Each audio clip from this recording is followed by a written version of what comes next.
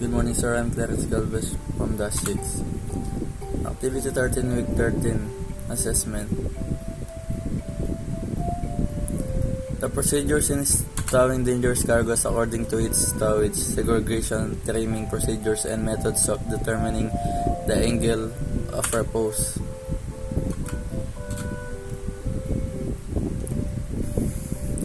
Stowing. Every dangerous cargo shipment shall be made in line in IMO policy and be accompanied by required documentation. DG cargo restricted, prohibited. UN numbers shall not be accepted shipment unless under special circumstances express permission is obtained from the company. All DG containers must be checked for proper label placard as required by the IMGD code. A stock of spare labels placards must be kept on board. DG containers must be checked for condition prior loading, and leaking or damaged containers posing a hazard shall be rejected.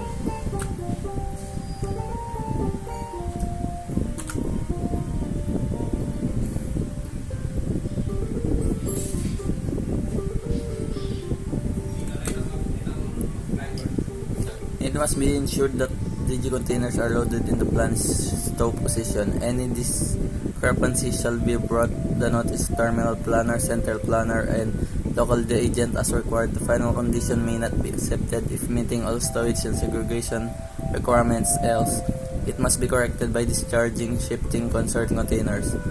The requisite day-night signals for vessels carrying, loading, discharging, and dangerous cargo shall be displayed. When handling, carrying dangerous cargo on board, smoking shall strictly not be allowed other than designated smoking areas. Sign placards shall be appropriate displayed the gangway on deck.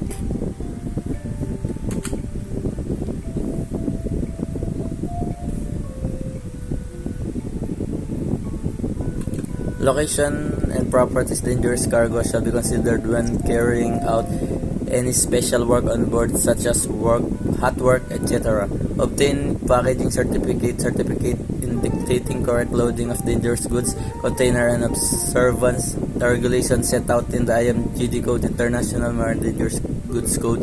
The container packaging certificate issued by the person responsible for the packing container. Other precautions shall be taken when handling dangerous cargo shipments as warranted by Good Seamanship, SOLAS, MARPOL, IMDG Code, and local national regulations.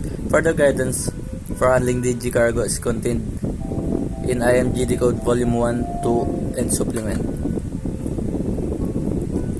Segregation. The greatest care should be taken to ensure that incompatible substances are never stowed together in the same compartment or container. The IMGD Code classifies such substances according to principal hazard, but not all substances of particular class are necessarily compatible. Careful consideration should be given all commodities and their packaging be stowed with hazardous substance to ensure against dangerous interaction occurring. For instance, non-hazardous cargo packed with straw, wood or other combustible materials should be stowed with dangerous goods substance which react water must be not bestowed with items having water base. Trimming procedure.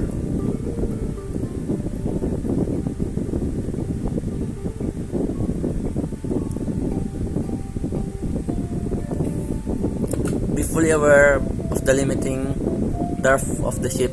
The limiting draft of the ship could be dependent upon restriction at load port, discharge port, load sign zone, intermediate port such as bunkering port or canal transit, etc. The point is that the ship's officer must be conversant with limiting draft of the ship. Always take into a few centimeters sag allowance for ships of larger size or loading high disk cargoes. Note that a prudent shipmate will make on the sag allowance in order to prevent overloading ship. Overloading can lead numerous problems for the ship. Always take penultimate holds. Method of determining the angle of repose. Tilting box method. The method is appropriate to find non-cohesive material with individual particle size less than 10 millimeters. The material is placed within a box transparent side to observe the granular test material. It should be initially bi-level parallel the base of the box. The box is slowly tilted at rate approximately 0.38 degrees per second. Tilting stops when the material begins sliding bulk.